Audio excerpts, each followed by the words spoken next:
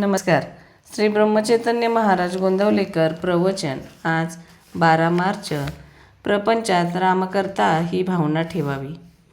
परमात्मा आनंदरूप आहे. भगवंताचा आनंद हा उपाधिरहित आहे.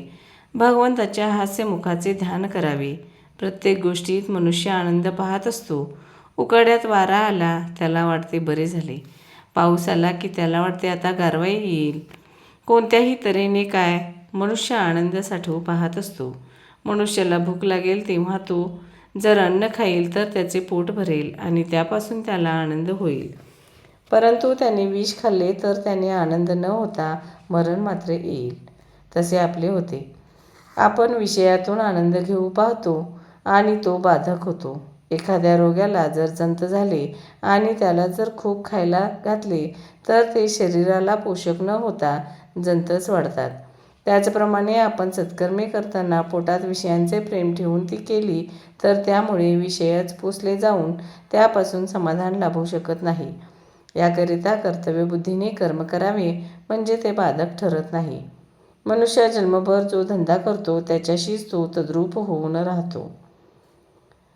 एखादा वकील घ्या, तो त्याच्या धंद्याशी इतका तद्रूप होतो की मरतेवेळी सुद्धा तो वादच करीत जाईल. नोकरी करणारा नोकरीशी इतका तद्रूप होतो, स्वप्नात देखील तो स्वतःला नोकर समजूनच राहतो.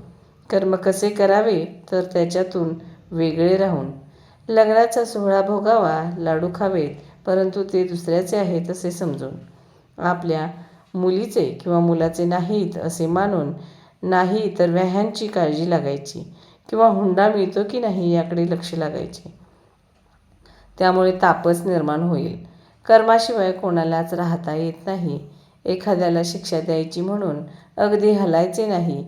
पापणी हात पाय काहीही हलवता कामा नये असे सांगितले तर ते जसे त्याला शक्य होणार नाही तसे काही ना काहीतरी कर्म हे होणारच.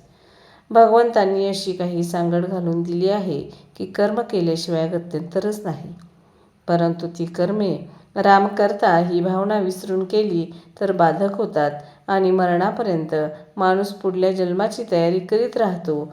तेव्हा देहाने कर्म करतानाही करता मी नव्हे हे जाणून कर्म करावे. आपल्याला कर्म केल्याशिवाय करमत नाही, पण आपण फळाची आशा उगीचच करीत असतो.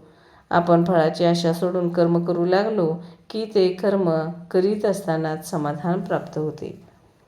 प्रपंचात सर्वांकरता सर्व करावे, पण मनात मात्र मी रामाचा आहे ही अखंड आठवण ठेवावी, म्हणजेच त्याच्या नामात राहावे. धन्यवाद.